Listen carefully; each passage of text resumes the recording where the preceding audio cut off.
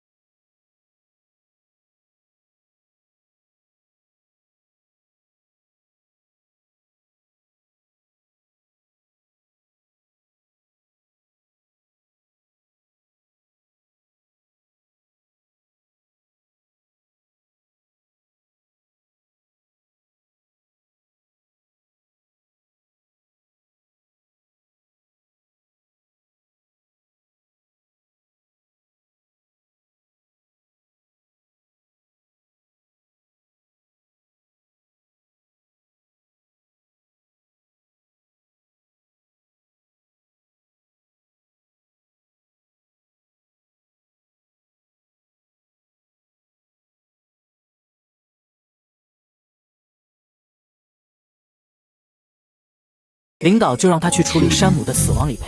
看到是保险公司的人，山姆的妻子十分热情，似乎丈夫的死跟他没有一点关系。看这个造型，只要能尽快给他理赔，他就能立刻付出自己的一切。窗外的2个傻儿子看得目瞪口呆，弟弟还一不小心射中了哥哥的屁股。两人见状只能被迫停止，可他无论如何也不会想到，此时正有2个黑手党成员在暗中观察他们的一举一动。原来山姆是黑手党的一员，两人此次前来就是为了给他报仇。看到老白跟山姆的妻子如此亲近，便认定他跟山姆的死绝对脱不了干系。这天他悠哉地走在大街上，可下一秒，来人正是青龙和白虎，两人奉黑手党族长之命来为山姆报仇。他们带着老白来到冰面上，白虎让老白承认他就是杀害山姆的凶手，因为这是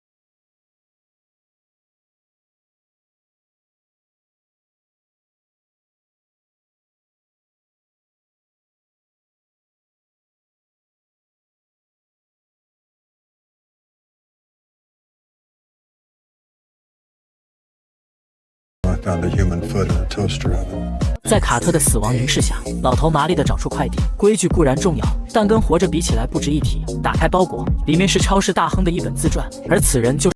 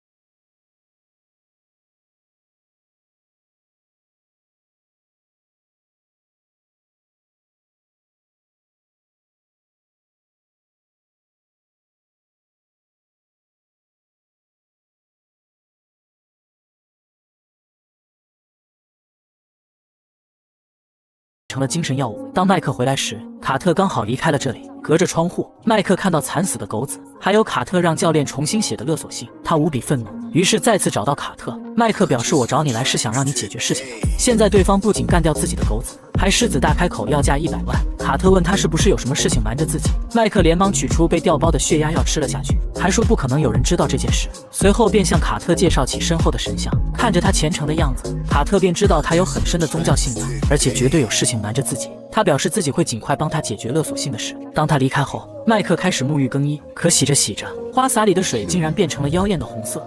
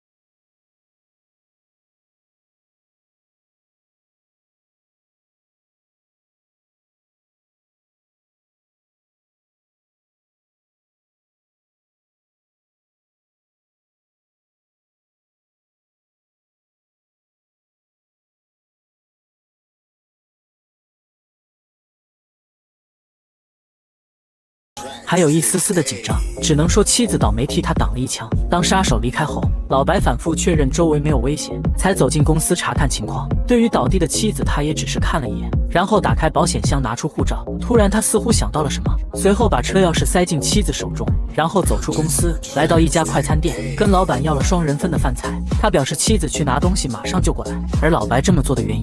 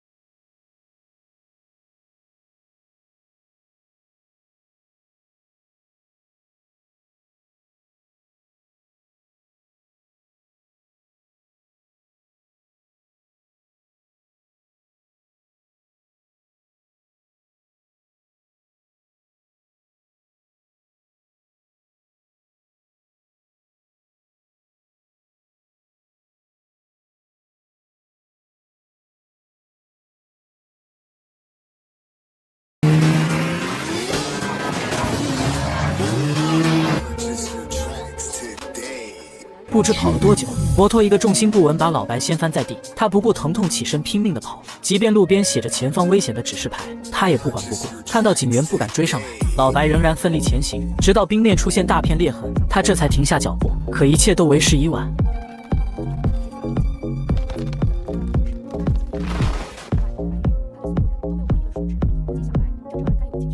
Purchase your tracks today.